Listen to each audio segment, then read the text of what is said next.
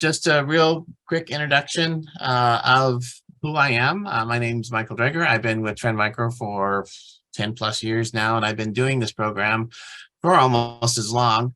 The Trend Micro program, this program is Trend Micro is one of the world's largest cybersecurity tech companies out there.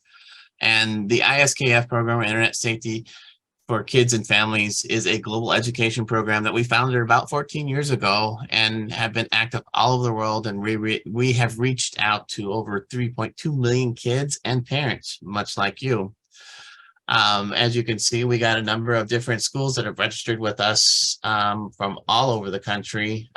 We've got all the way from PA all the way out to California. So right across this great country that we've got people joining us tonight. So it's great. And I really appreciate you guys taking the time out to sit with us.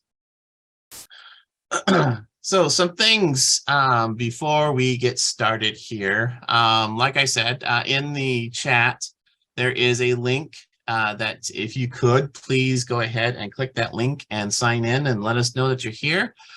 This helps us just, one, let your PTO know who from your school registered and stuff like that. It helps keep track of stuff. If you do want to listen to the thing in Spanish, please click the globe icon. That will allow you to listen to this in Spanish. The session is going to be roughly 80-90 minutes, and this is going to include some time for questions. There is going to be a recording available, but this is going to be on demand only. So if your PTO does want a copy of the recording, just need to send that request in to us and we'll get that over to you. We do ask that please to submit all questions in the Q&A area of the Zoom meeting, and because things kind of get lost in chat. So if you have a question, please post it in Q&A, and either someone will attempt to answer it while we're going through this, or I'll go through and try to answer as many as I can at the end of this session. If you guys wouldn't mind, in the chat, could you go ahead, just kind of put where you're from? Like to see where the different area you're from. Like for instance, I'm up here in Wisconsin, right between Madison and Milwaukee. Awesome. Orange County, nice. Minnesota, St. Louis, yeah, like I said, all over the place. That's great. Excellent. Also, and then at the end of this, there is going to be a survey tonight. When you exit, we do ask that you please fill out that survey. You'll see the link at the end of the survey, at the end of this presentation. Ask you to please send out the survey, fill out the survey, and you could be entered in a chance to win some prizes at the end. So we'll cover that when we get closer to that. So to go ahead and let's get things started here, I'm going to start off with a real quick poll. I'm just going to kind of see how old is your oldest child for you, just to see where we're dealing with on our average age here. Excellent. So right now, yeah, currently my eldest is 17 and my youngest is 10. So we got a nice broad range here of kids here in this house. So internet challenges are one thing that it's always going to be there for us. So awesome. All right. So as you can see here, we can see from the results that a vast majority are 6 to 10-year-olds, and then the next is 11, 14-year-olds. And this is typically what we see during a lot of these webinars in the age range. I have one more little question to ask here is, all right, what are you most interested in discussing as we're going through this evening? What are you looking to get out of it? You are looking to maybe help manage screen time, helping my kids stick to age-appropriate content, dealing with online bullying or hate, getting ideas for positive use of the internet, and just not sure, just come here to learn something new. This just kind of helps us, gives a good idea of what people are looking for out of programs like this, and helps us build our content up as we go along. Nice. I definitely see a trend here.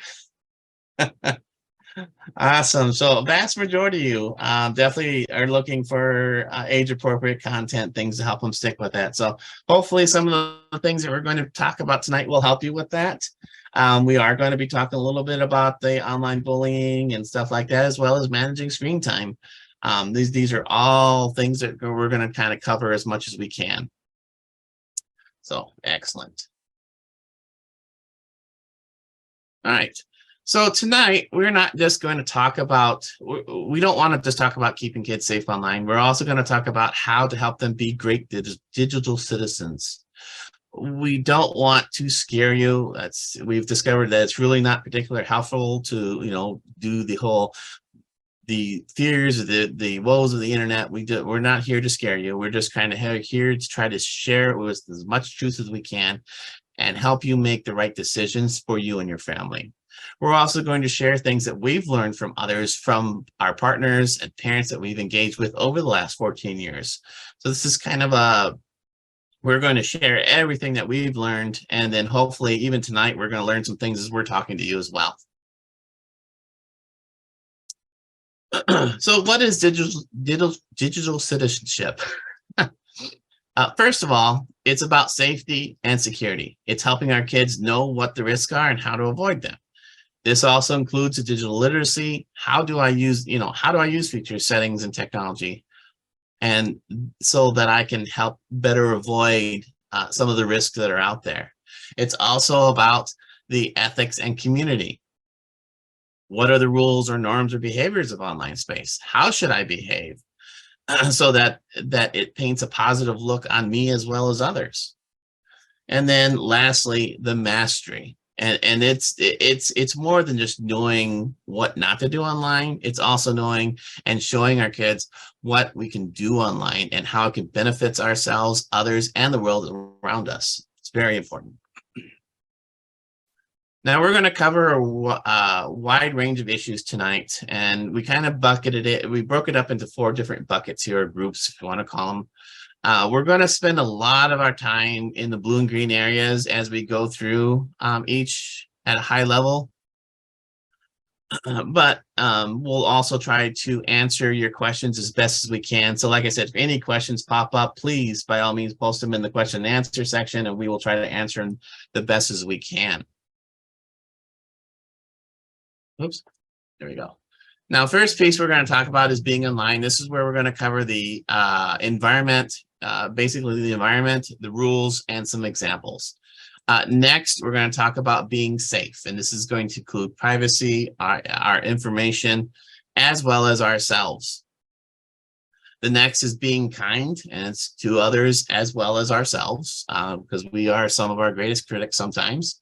And being savvy, which includes the good habits and good usages of the internet. So first, we're going to talk about setting up the environment. This is just kind of some really basic things that we should consider when we're online using the internet.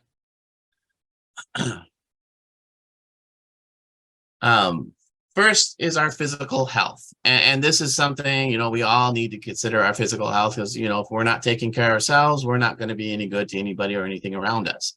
So very first thing is our eyes. As we're being on the internet, looking at screens constantly, this does cause some eye strain. So it's always really important to make sure that we have good lighting. We're following the simple 30-30 rule. If you're not familiar with 30-30 rule, it's basically every 30 minutes, look off 30 feet for about 30 seconds. And this just gives your eyes a rest from the screens, as well as maybe potentially investing into blue light glasses.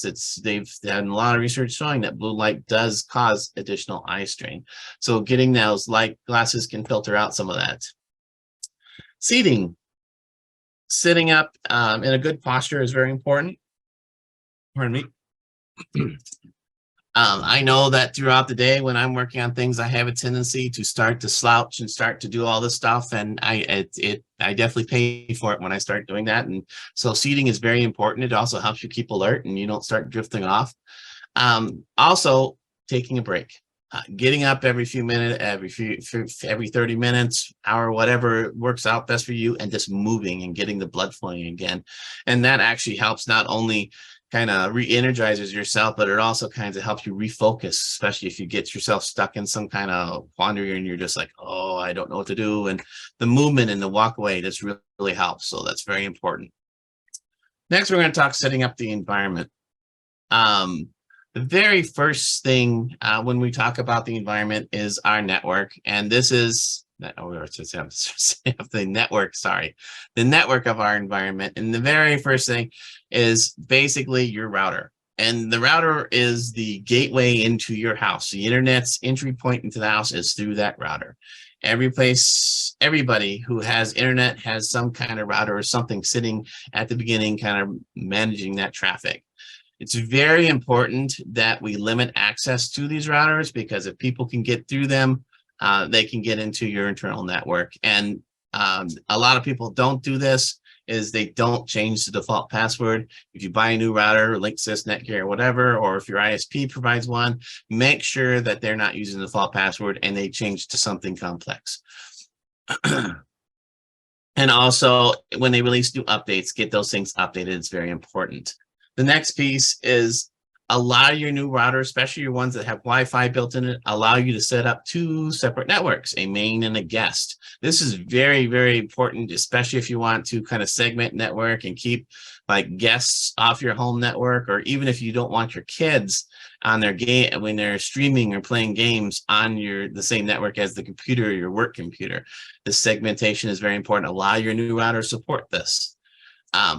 For those of you who have larger homes or homes built out of certain materials and Wi-Fi is weak in certain areas, they do sell Wi-Fi extenders. This is a great way to extend the Wi-Fi throughout the entire home, thus eliminating those dark spots or those spots where you don't have a good signal.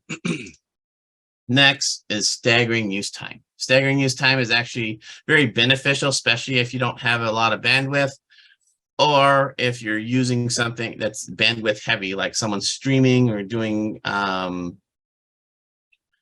streaming something or watching a movie or playing games or whatever, that has a tendency to suck up a lot of bandwidth. So you want to try to stagger your time, saying, okay, from 8 to 5, that's work time. I don't want anybody streaming. After 5, someone could stream, provided your homework's done, et cetera, and kind of break it out so everybody gets a little chunk of that pie without kind of hurting each other.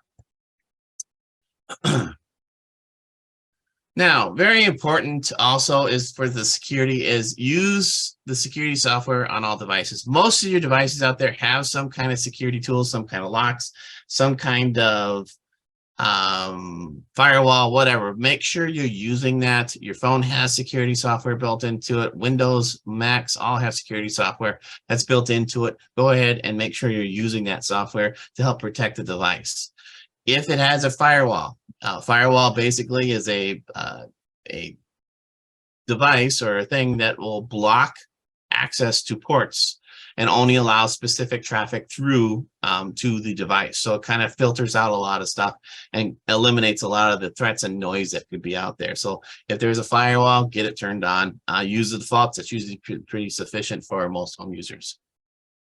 Use strong passwords and change them often. This is, I got an example I'll show you here in a minute, but basically the stronger your password is, the less likely it is someone can break it, hack it, and steal it and use it somewhere else. So that's very important. Next, we want to talk about using multi-factor MFA, two-factor. There's a lot of names for this, but a lot of applications like Facebook, Snapchat, even Google now has it, and your banks and all these other people that have accounts online, they offer two-factor authentication. And this is basically a code that could be sent to your phone or something that could be sent to some other device for you to log in beside your password, so that if your password does get stolen, at least you know the persons can't get into the account unless they have that extra entry pin or code, whatever you get. So this is very important. Use MFA whenever possible. When we say a VPN or use a virtual private network, this is really talking about when, say, you're off in a coffee shop or using public Wi-Fi. You want to use You want to use a VPN to help protect yourself in traffic, because when you're sitting in the coffee shop, there are people out there who could sit there and snoop the traffic and actually see what you're doing. The VPN encrypts that traffic, thus preventing anything from being stolen and better securing that connection when you're on public Wi-Fi.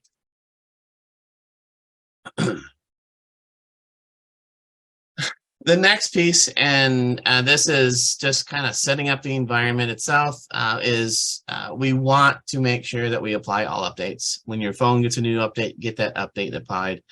When your computers get new updates, go ahead and get those applies. Those updates usually fix some major security vulnerabilities or even minor security vulnerabilities, but they also offer maybe enhancements and stuff. So definitely, anytime there's an update available, get that installed. Make sure the password you're using is strong. And when we say strong password, long, I know a lot of people struggle with trying to remember passwords.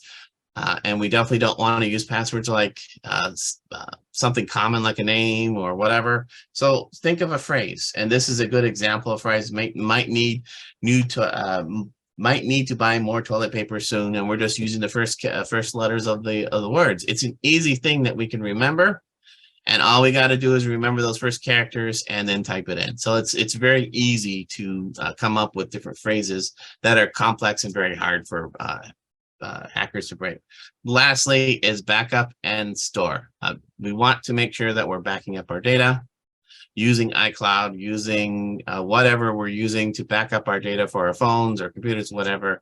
If we have a home computer, use a little external drive to keep our files that we want to keep safe, just in case something happens to the computer. At least you can recover. All right, so now that we've covered some of those high level of the environment, now we're going to talk about using tools that we already have.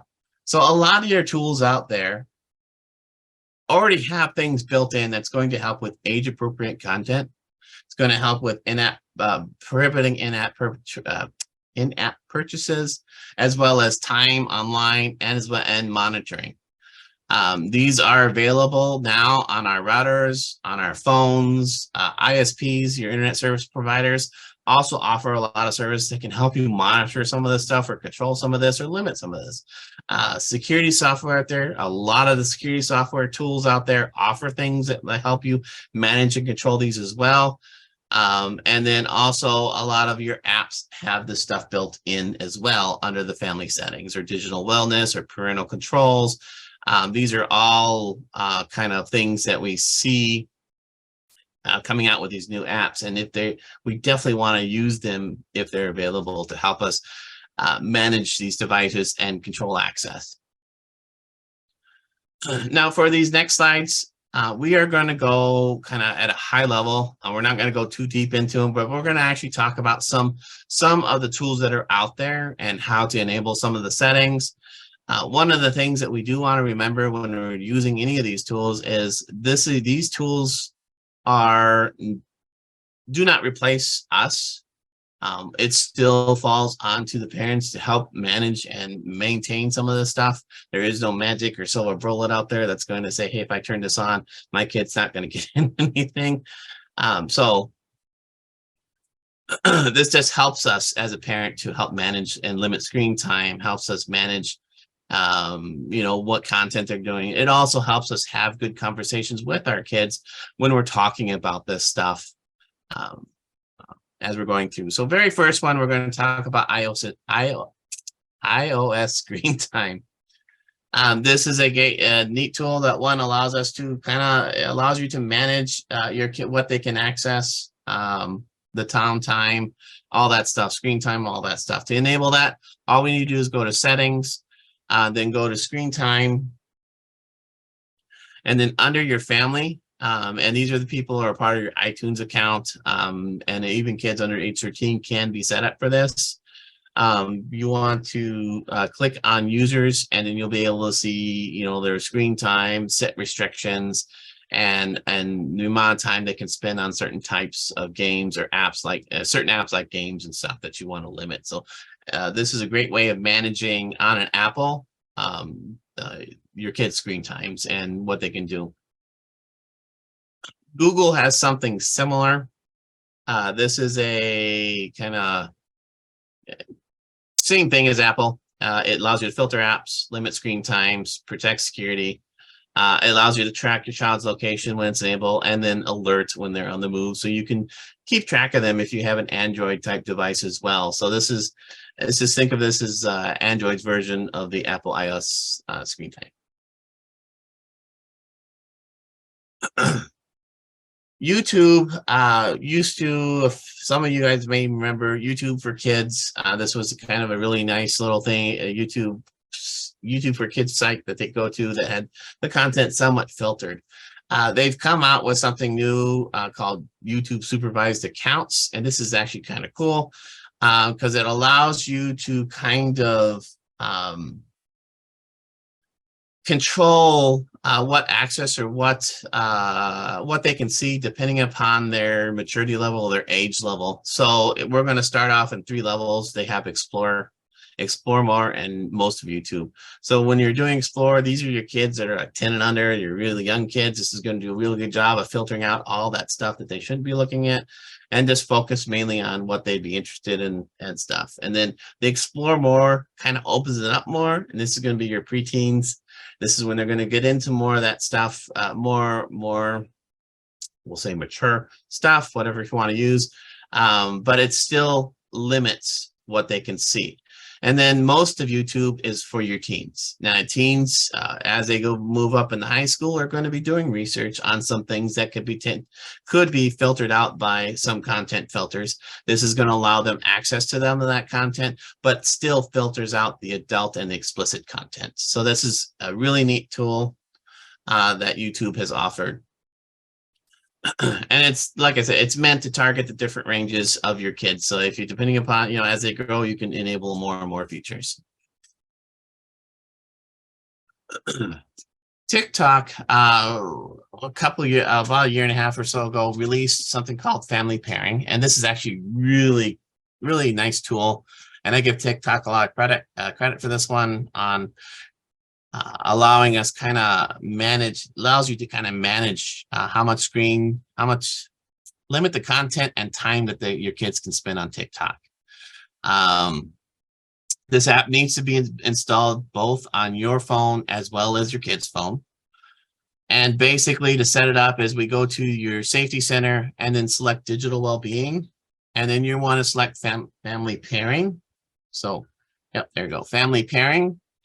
And then you assign each phone as a parent or a teen. So your phone, you go in there, assign it as a parent. And then the other phone, your kids, you just go in there and assign it as a teen. And this allows you to set up time limits, content, as well as contact. So you get a little bit of control and it helps you manage TikTok, especially with how popular it is lately. Instagram introduced this feature called supervision, and this allows you to ease kids into the app Instagram. Like all others, it allows you to limit their time. It allows you to see who's following them and who are they following. Unfortunately, you can't change it, but at least it allows you to have that conversation with the kid saying, hey, this person may not be the best person to follow, or we probably should remove this person who's following you. And allows you to have that conversation and just helps you aware of who they're talking to.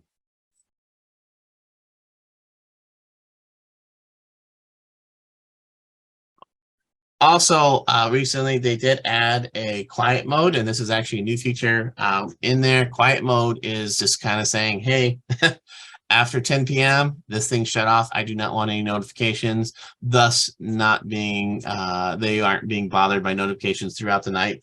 Or say you can even want them during school time when they're in school, when they shouldn't be on Instagram. Just having them blocking those are quiet times so that they aren't being notified when something pops up. Oops. Snapchat also released some features that allow you to monitor This is a more than what they've done in the past, so this is a big step. But again, this is really mainly for a good conversation starter on, helping your kids make a good choice when they're online and what they're doing. So you can monitor their friends and who they're chatting with or sharing with and stuff like that. Now this video, this is Roblox. This is like a kind of, we'll just play this video real quick. This is another tool, very common with some kids. They like Roblox because it allows them to be the game creator and they can play different games, but they can also create different games. But there are also parental controls in here that allows you to lock out their privacy and what they can do and what friends they can talk to if you want them talking with friends and all that stuff. It does require you to set up a PIN, and that PIN is what the kid would have to know to change those settings. So as long as you kept the PIN confidential, then those settings should not be able to easily change by kids. So this is just another feature for Roblox. Discord, this is gaining popularity. It's especially with gamers, and we're starting to see younger and younger kids getting involved with it. But a lot of gamers like Discord because it's a great way to converse with other gamers when they're online. Think of it as a Zoom meeting or chat meeting for gamers. Discord is also very popular with other people, just using it for all kinds of things. It's also, like all others, has these parental controls that we can enable, and we can limit what they can do. We do want, we say, hey, we don't want them sending direct messages. We only want them talking friends, or we only want them talking service members, or we can control who they have access to. Another thing that this does offer us is the ability to block users. So if there is your kid's playing a game and they're on Discourse and they're being bullied, or this person is being disrespectful, or even just mean, you can block that user and they cannot access that server again. So there are some controls within Discord as well, but this again requires us to step in and monitor some of that information as well. Xbox has released this nice little app for those of you who have Xboxes in the house and struggle with kids, managing the kids using it and all that stuff. So this app will actually link to their Xbox and allows you to filter what apps they can download and install. You can limit screen time. So once their screen time's up, you can have it shut off. And then approved friends requests, they can actually you can actually control who can be friends with them and chat with them while they're online. This is a great tool with the Xbox. As far as the PlayStations and all that, there isn't an app that I'm aware of at this time, but I do know that there are similar settings within the console itself that you can enable as well.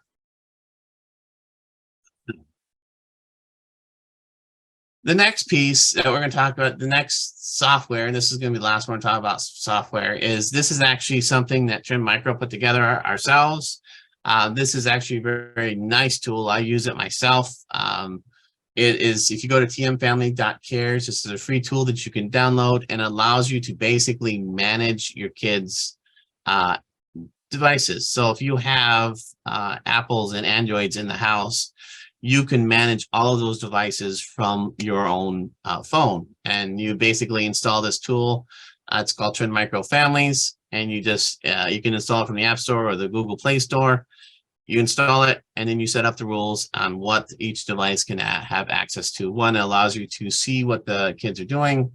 It offers protection because it has web filtering and blocks out threats.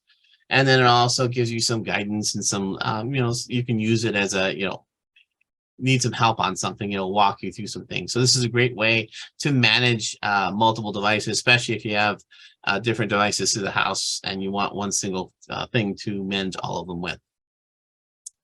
Again, this is tmfamilies.care. This is free to download. You can go to the app stores and download the Trim Micro Family on it. All right, so now what we're going to talk about is setting rules. We're going to start the very first thing that we want to talk about when we're setting rules is what apps do I want them to use? What games do I want them to use? Such like that. And these are some of the things that we need to think about as we're allowing our kids to get online and talk, use these tools. Is like, okay, what apps do I need them to use? You know, what devices do I want to allow them to use, etc. Also, the next thing is when. When do we want to allow them to use it? Kids are online constantly now with school, fun, and they're online more and more.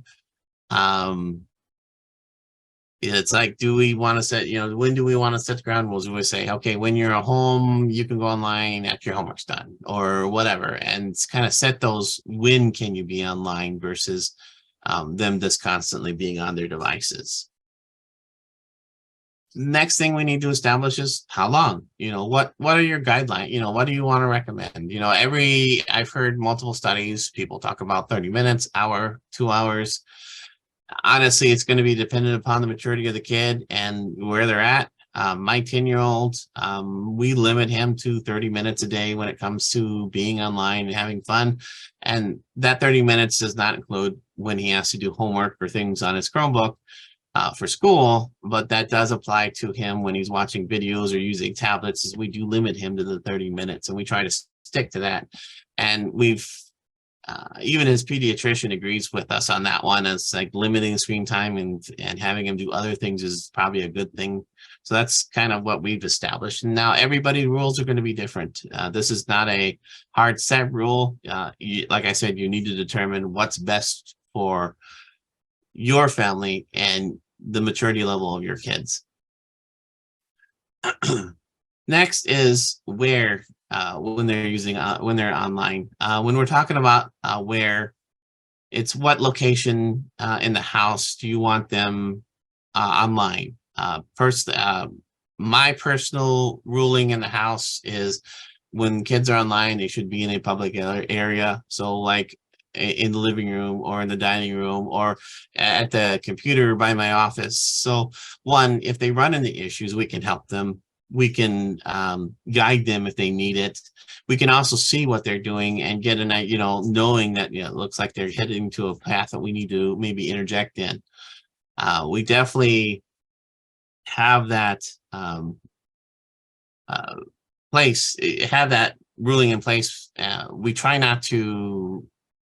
don't want them having the stuff up in their rooms.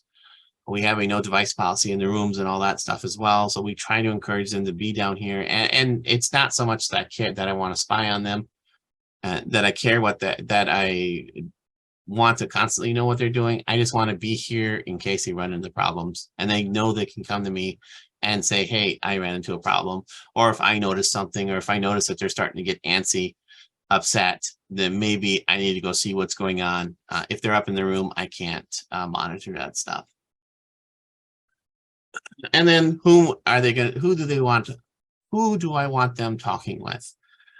Younger kids, we want to try to, we want to know who they're chatting with. We want to make sure that then they're not talking to some stranger online who's, trying to befriend them or whatever. We want to make sure that they're just talking to their friends and all that stuff. And even as they get older, it's like, it's a good idea. I like to know, who my 17-year-old's talking to. It's, I try not to be that snoopy, but it's like, okay, just, I need to know, I like to know who your friends are and all that stuff. Just, just so that it show that I'm invested into it. All right. So this is, let me build this up real quick just so I can not click here. There we go. All right. So based on advice from the Digital Wellness Labs, we're going to look at the screen here. And then first thing we want to do is encourage and guide our kids to think about all the things that they do in a day to stay healthy, to learn, and to care for their family, friends at home. And then we also want to think about how much time do all these things that we do or that they do take up in a 24-hour period? We want to have them write it down, or even us, have them write it down with us, and think about, all these things that I do. And then after all those things are done, how much time is left over in the day? And if any of this can be used for time for it's fun time on screens. So basically, I'll use my 10-year-old's schedule on, we'll say, Tuesday. A typical Tuesday, he gets home from school. He has roughly about an hour and a half before he has to go to, no, an hour before he has to go to guitar practice. So in that hour time, he has to either do some homework, do a chore, whatever, and then he has to go to guitar practice. And then some Tuesdays he has scouts, so that takes up more time. And then when all is said and done, by the time we get home, a lot of times there's maybe 15, 20 minutes left over for him to maybe have some screen time that day. So things like, every day it's different. So we always kind of try to look at that.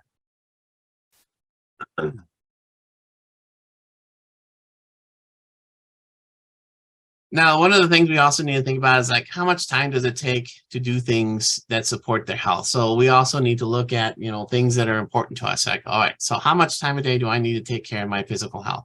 How much time do they need to spend for learning, i.e. homework? And the older they get, the more homework they're going to get. How much time do they need to support relationships? And this relationships include families, friends, even neighbors, getting out there and talking.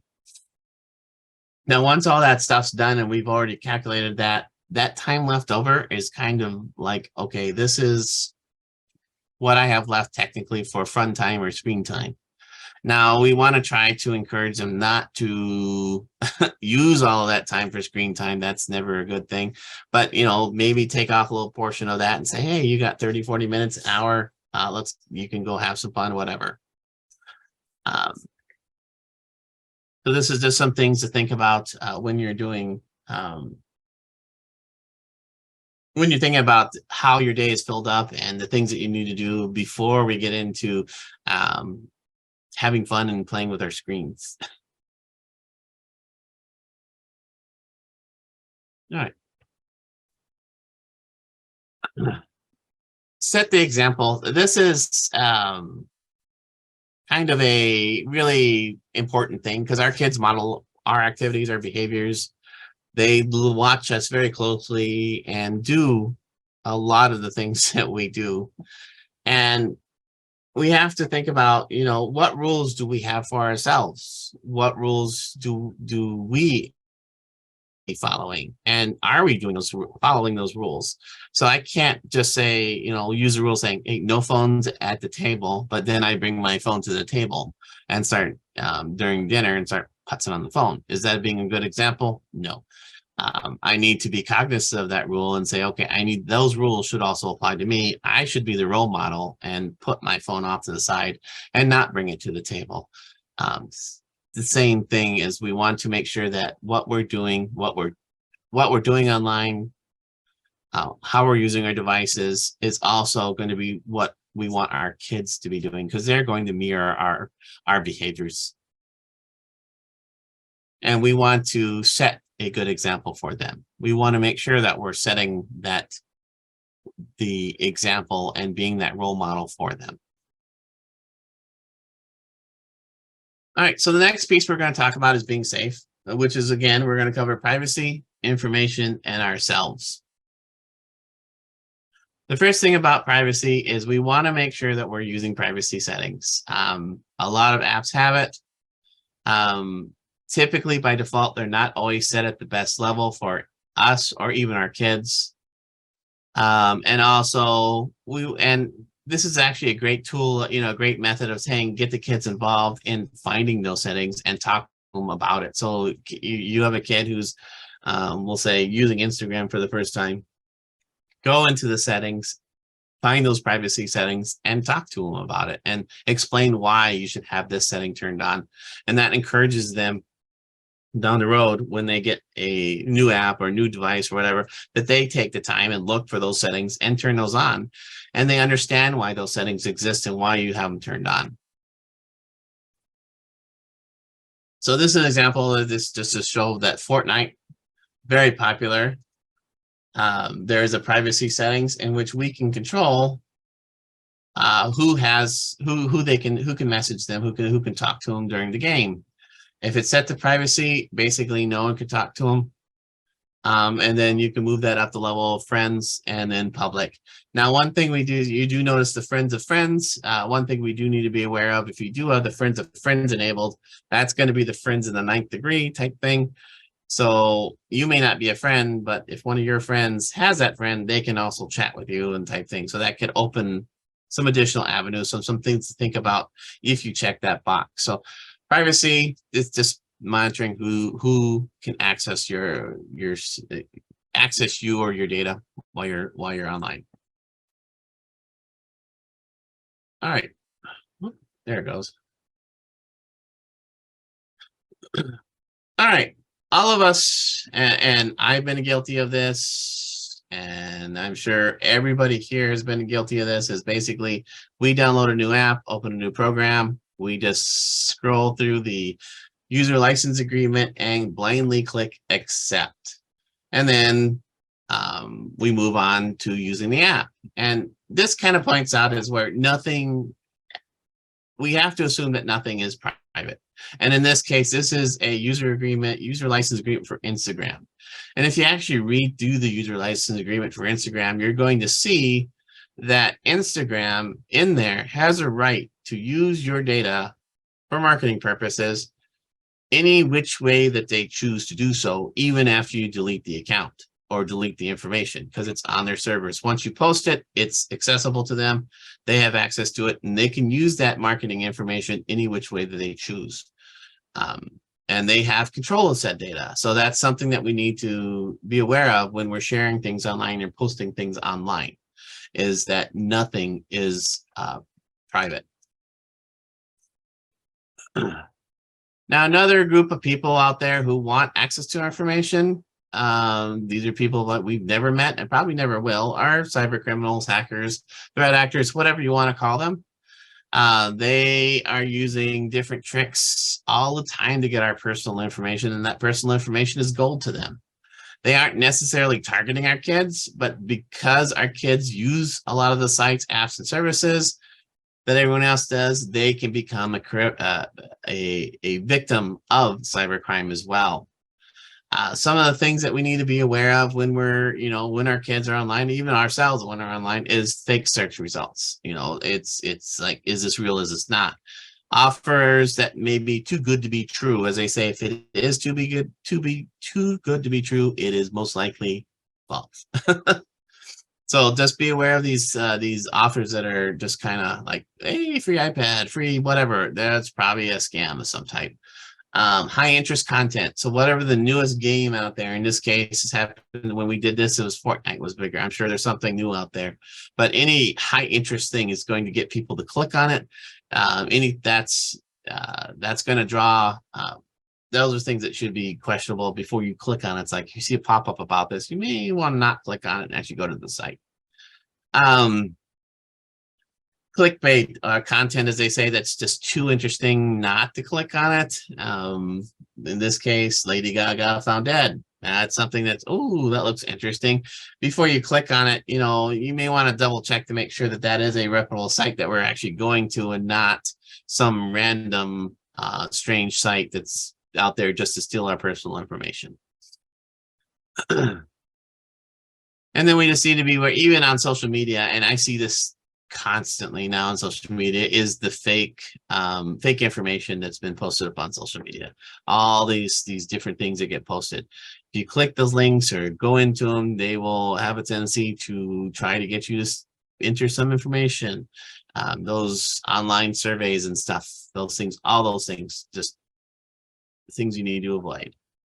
Some of the things that we need that can help when we're talking about kids on being safe is, if you're going to be entering information online, make sure, one, it's a reputable site. It's a site you know and trust. Make sure that the site is a secure site. And to do that, if you look under, if the beginning of the URL says HTTPS as in Sam, that means it is a secure site. Typically, if it does have that S, it is a site that is least encrypted and the traffic isn't going to be exposed. If it looks too good to be true, don't click on it. If it looks suspicious, don't click on it. See if you can validate something before it's true or false. Example, like the Lady Gaga found dead. You may want to pop over to like ABC, NBC, whatever, CBS, MSNBC, whatever those sites are that you know and trust, and see if those news articles are there, because you know that something like that happened, that information would also be showing up on them as well. If you don't find it 10 to 1, that's probably going to be a false link. Cookies, yeah, cookies track information. Delete them when you can. Beware of pop-ups. A lot of sites, when you're browsing, will suddenly you get a pop-up ad. Don't click a lot of those, because a lot of those are just junk or take you to somewhere you don't want. Keep your software updated. Make sure you do have AV software, anti-malware software updated and installed, and then use different passwords. Make sure you're using different passwords on different sites. So your email password is not the same one you're using for your bank, and if your bank password isn't the same one you're using for all your accounts, because if that password ever gets compromised, they have access to all those accounts. So that's something to keep in mind.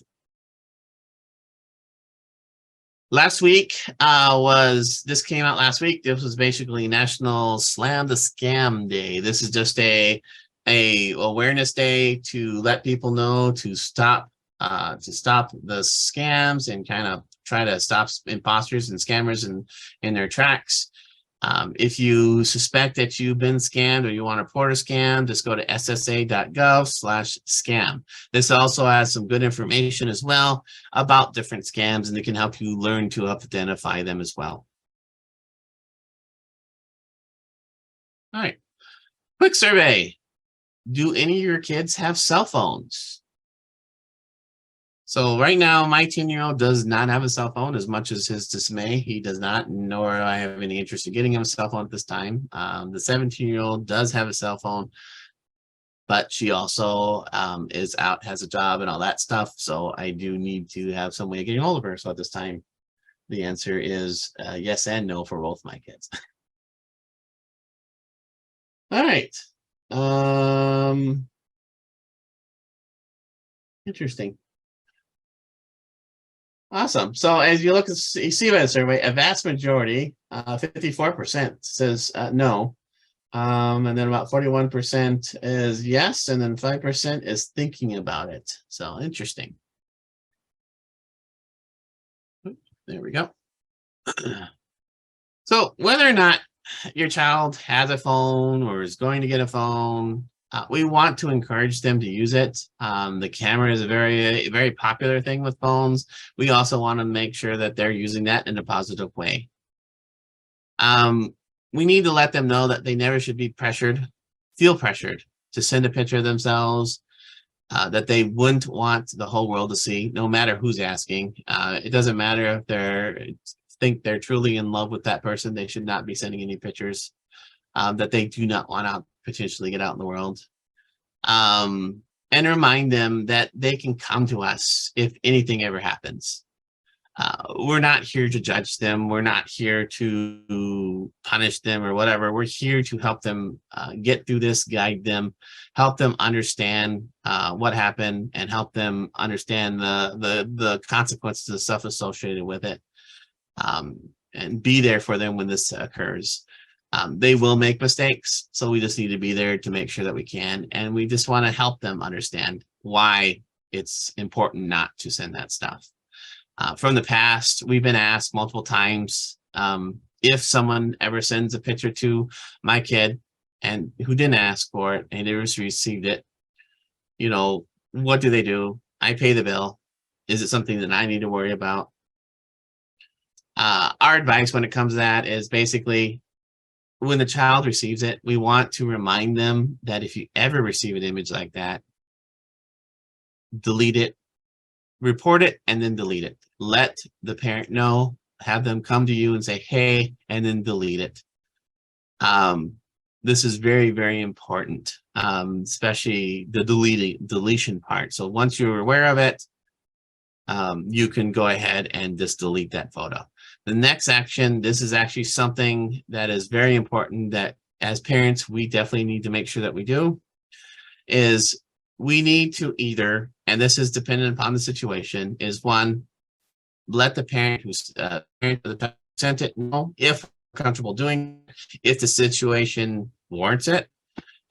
Because if you don't want to confront the parent because one, you don't know them or you don't know the you're not comfortable doing it, then we can just go to the school and have them deal with it, especially if the classmate that was doing it. Next and lastly is the law enforcement. Reporting is very, very important. If you don't report it and just ignore it and there is ever an investigation, they will know that image went to the phone and they will be giving you a call. So just be aware that if that image does show up on your phone, it is very important that it gets reported. So there is that there, and it gets deleted and is reported, and they can be taken care of immediately. Kids should use a phone in fun ways, the fun ways that are possible, but not to hurt others in ways or even might hurt themselves. And that's one thing that we need to encourage them. It's like, okay, you got this device. Yes, it has a phone. Let's use it responsibly. Let's make sure that we're using it in the way that it should be, and we're not using it inappropriately. We're not sending inappropriate pictures. And if I do receive one, delete it and let the parent know, let me know, and then we'll take care of it. A good example, and this is not really, it was an inappropriate content. Well, depends. My 17-year-old, when she was placed with us last year, she got a inappropriate picture, and it was not sexually explicit. It was around guns and stuff like that and threats, but she came to us and we reported it, and naturally that started a chain of investigation, and next thing you know, the sheriff is talking to her on the phone, and she was scared to death because she was talking to the sheriff and she thought she was in trouble. But me being there allowed me to help her and walk her through it. I was with her during the whole process and comforted her through it, and it made it much easier. And she felt better about it when all was said and done. Yes, people got in trouble for it, but at least she did the right thing and came to me, and we went through the process, and I helped her through the whole thing to get through it. So that's kind of a great example of how it works when you do need it to work. Gaming is a great way to one for our kids to practice skills such as reflexes. It helps them build relationships. It's also a great way to decompress. I'll be honest, playing a game here and there is great. It takes your mind off of whatever. But when gaming gets in the way of healthy things like sleep, homework, friendships, whatever, then it's time that we need to start putting in rules, time limits and stuff to limit how long they're supposed to play or whatever. I ran into this issue with a kid that was placed with me a few years ago. He was addicted to his Xbox, and he would spend up hours and day, late in the hour at night playing games until we had to put in some saying, yep, time's up. You need to stop and limit those times, which once we started doing that, his grades improved big time, and he was sleeping through the night and all that stuff. So that's one of the reasons why we did it. But it's really a struggle sometimes to get kids who are really involved in the game to kind of wrap things up, especially if they're in the middle of a match or whatever. Some things that maybe helps encourage this is, when we're talking to the kids, have them play games that have time limits and say, okay, after this game ends, which we know it ends in 10 minutes, we're going to be done for the night and stuff like that. So some things to consider when we're talking about gaming.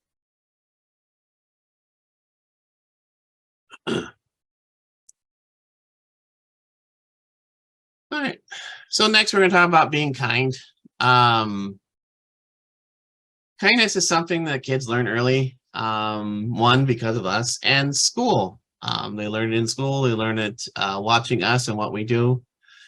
Being online is a place where our actions are recorded and everything we do, say, and post, like, watches, whatever, is being seen.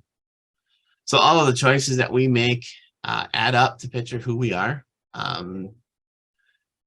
who someone says our kids are. If they knew all of the choices that we're making, it's like, so it's one of those questions that you have to ask yourself is like, who, when I'm online, does what does someone think of me? They've never met me and they're looking at my online profile. Does that reflect who I truly am? Does that reflect my beliefs, my how I want to portray myself if I were to meet this in person? So being unkind, being kind is very important. Kindness isn't something that you say nice, kindness isn't just about saying nice things about someone. It's also about respecting others. We want to make sure that we're respecting other people's privacies, especially about, like, say, hey, picture, is it okay that I post this picture of you online? Especially what's, depending upon what the situation is. And a good example there is if you're talking to, like, foster parents, and sometimes they can't post pictures because of safety reasons of the kids. And if you don't know about it, you accidentally post something and then suddenly it could cause some issues. So it's like some parents will say, hey, please don't post a picture of so-and-so. And they're not trying to prohibit them from being seen, but they're trying to keep them safe and follow the rules and all that stuff. So you just respect respect them for that and not post that picture. Same thing with some families like ours limit, who has a phone, who has social media. A lot of my 10-year-olds have friends have phones, and he does not. And I'm sure he's come home and said that he's been, people made fun of him because he doesn't have a phone, whatever. But again, it's respecting that, people's rules and values. So that's just something we need to remind them as we're going through this. And lastly, it is important, and this is for us as well as our kids, and kids mainly, but us as well, is everything that happens online, our social media, everything, our likes, our, thumbs up, our whatever, the number of clicks we get does not value who we are.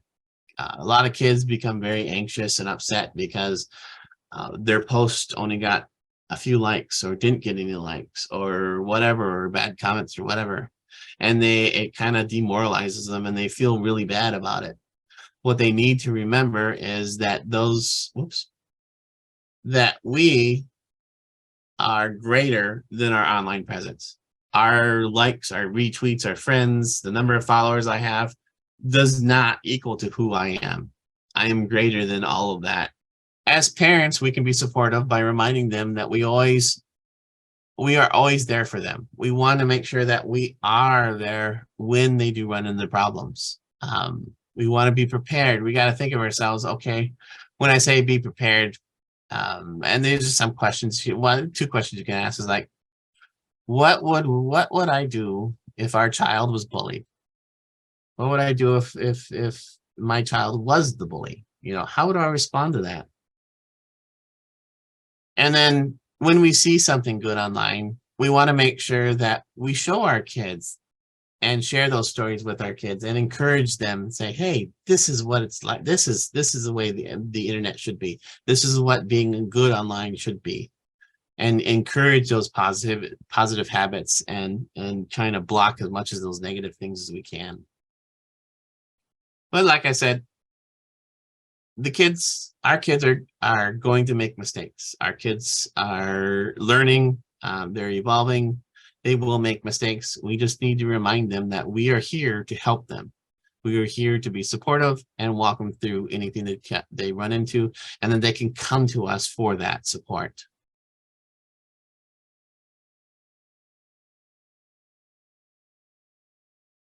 All right, so as we wrap this up with few good habits, there we go. We have a few good habits that help us, like we could use every day, that few good habits and uses that we could use today.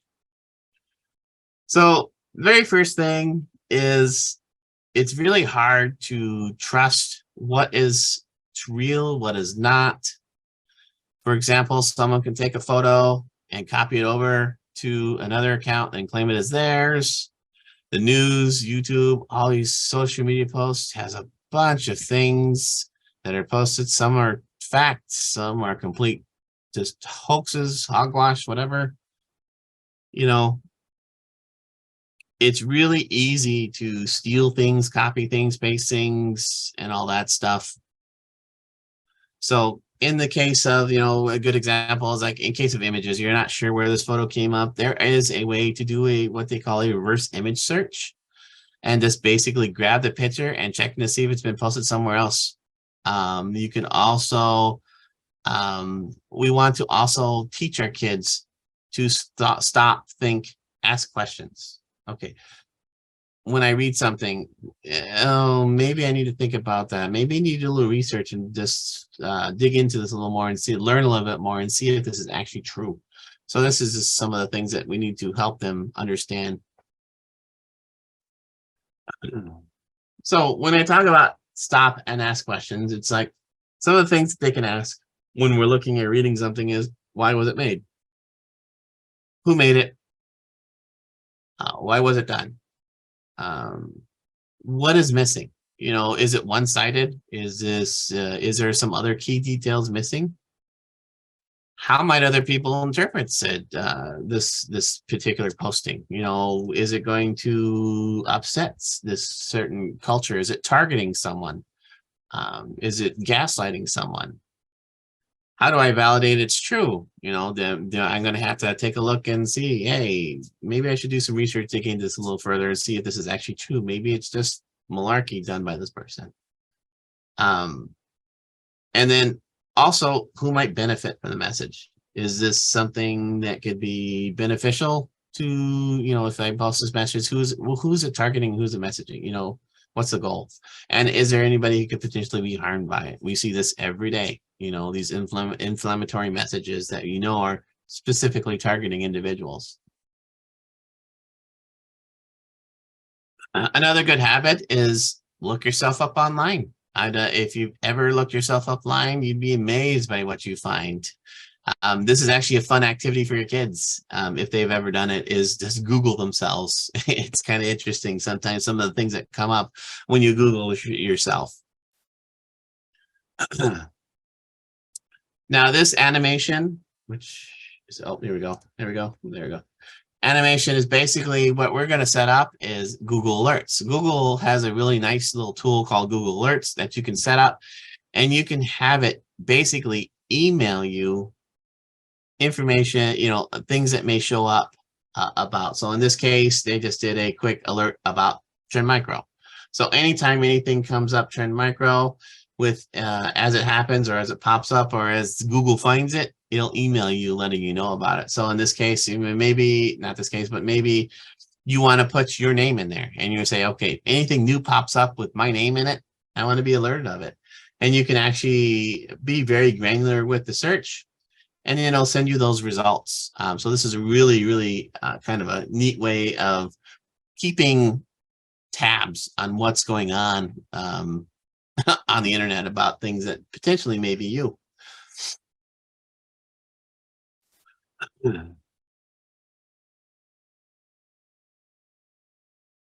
So knowing what is public about you is very useful for you and your kids' future. This is actually an interesting study that was done by Kaplan Institute. And one of the questions they ask is, would you ever look up an applicant online? And from that, 66% of the college admission officers said yes, that they would look up a person online. Now, this number was, this is actually the highest it's been since 2014. From 2014 to now, there's actually was a dip in the number that said yes. So this trend is actually going back up, but 66% said that they would look up an applicant online. Now, 57% of those who answer that said that they found something that hurt the students' admission chances. So over 50% of them said, yeah, we found something that probably would have disqualified them as an applicant. However, 38% also said that it made their application stronger because they saw some good things that they did. So this is, as they say, if the kid did everything right at this point, and they've done everything on that we've talked about online, they've been polite, they've been, they haven't done anything, but they haven't really posted anything, they're kind of invisible. It's okay, but they don't, there's a chance they may be missing some additional, things that can help boost them down the road. One thing that they can miss out, one neat thing. Yeah. Is one thing that they could, consider, they may be missing out on is the things that they're good at. So like, say the kid's an awesome musician, plays a guitar, plays some instrument, a singer. But they've never really shared that anywhere or anything like that. And no one's really aware of it. It's like they could be missing out on a potential good thing that can open maybe some open doors here. Some things just, things that they could think about there.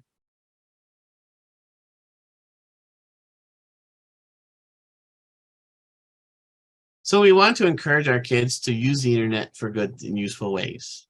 We want them to learn a new skill. This is actually great. Every day you use the internet to learn a new skill. I use it constantly, especially when I'm working on a vehicle or doing even something for work. I'll Google something and look at that. Promote a cause. Say someone's passionate about a animal rescue or raising funds for a shelter or whatever.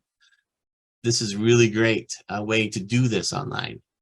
Showcase their accomplishments. This can open so many doors for people, musicians, artists, athletes. A good example, my nephew is a phenomenal artist, and he was sharing his stuff online. He actually got picked up and hired by a graphic design company because of those accomplishments online. He was doing work here and there for them, and then they just kept seeing his stuff and they just hired him over. So that's one way that has really helped him move his career up. And even entering contests. These are contests that can be, different things that can test their skills, potentially raise money for scholarships, whatever. This is really a great way of doing things too. It's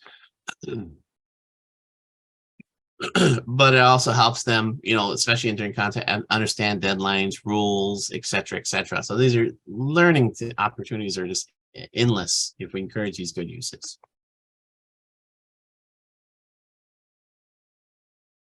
All right, so wrapping up, we believe helping kids to be great digital citizens take work on our part as parents, but we also view more as a holistic than just keeping them safe. We also encourage them, we want them to be safe while they're online. And, one, we want them online because it's beneficial, but we want them to be safe.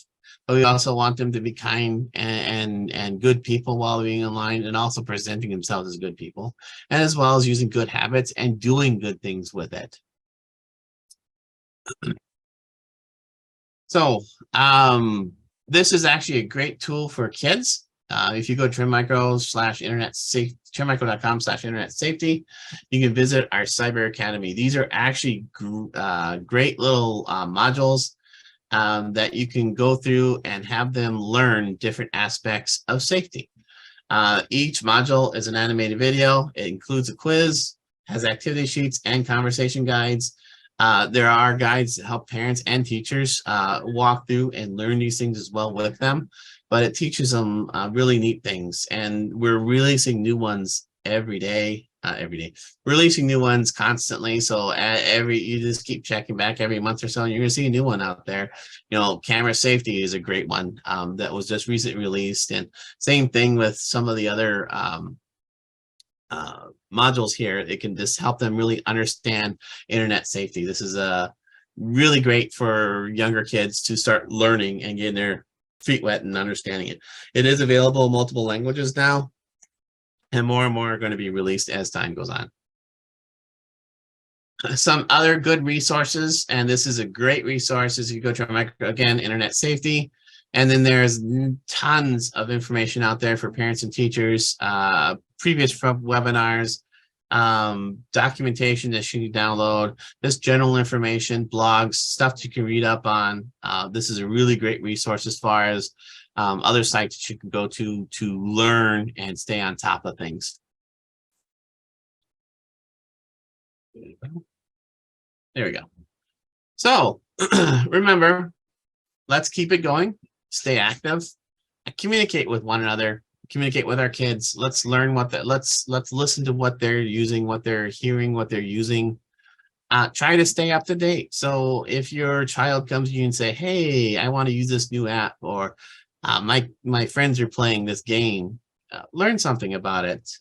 Try to do, try to get as much information about you can so you can have that conversation with them and understand what they're trying to get, what they're getting into and what they're using. And then lastly, do one new thing. Learn one new thing, whatever that is. It may be taking some time out and actually learning the details about your kid's game that they're playing. Maybe it's learning something a little bit about Instagram or Snapchat or even the newest app that's out there, and this kind of so you can have that conversation with them and can be up to date. All right, so lastly, please fill out this survey. This is actually very important for us. This helps us with the program and helps us understand what you're looking for and how we did. So please give us our feedback at this survey, and at the end you do have a chance to win a free 1-year subscription. This will cover 5 devices. So if you signed in with your email to the sign-in sheet, this is where you can get your chances for that. All right, so let's go ahead and see. We have, if there are any questions, please go ahead and post them in the Q&A. I will try to answer them as best as I can. We do have one question. Let's see. I meant to ask, is there a way to mass block things like family channels or YouTube shorts? My daughter and niece tends to find ways into bad content while using YouTube Kids. The supervisory filter will actually help you with that. It'll actually help better filter that out. Unfortunately, it's not 100%. But if you use the supervisory model, that actually filters out a vast majority of that stuff for you. So hopefully that will help you, because I know YouTube Kids there's been some issues with getting some inappropriate content in there. So just use the supervisory use the supervisory methods and just set your settings to whatever they're age appropriate, and that I've discovered has done a much better job of filtering out some of that content.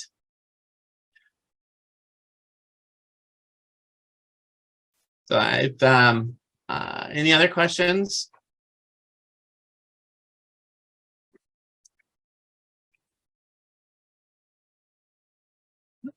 Well, if there are no additional questions, I do appreciate your time. Again, please definitely fill out the survey. And then also, I hope you did get something out of this tonight, and you did learn something from this tonight. So please, I do appreciate everything. We appreciate you guys taking the time out of, oh, wait, we do have one more question. When is it appropriate age to give them a phone? That's actually a loaded question. My response, and this is just my opinion when it comes to age appropriateness for phones, is the maturity level of the child. Do you feel that the child is at the age where he or she could be responsible using the device in an appropriate manner? So that's kind of my thoughts and takes on it. And also, It's like, does the kid need the phone? Is it just to have it to school, just so he has it?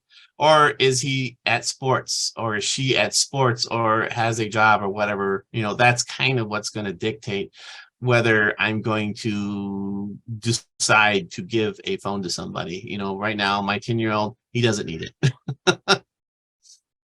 He doesn't need the phone, so I'm not going to give him one. Now, as he moves up and starts being more involved with different sports or different activities, that may change, and depending upon, his maturity level also, because right now, if I would give him a device, he would spend every waking minute on it unless I had it locked down tighter than a drum. So at this point, I'm not ready to get my phone.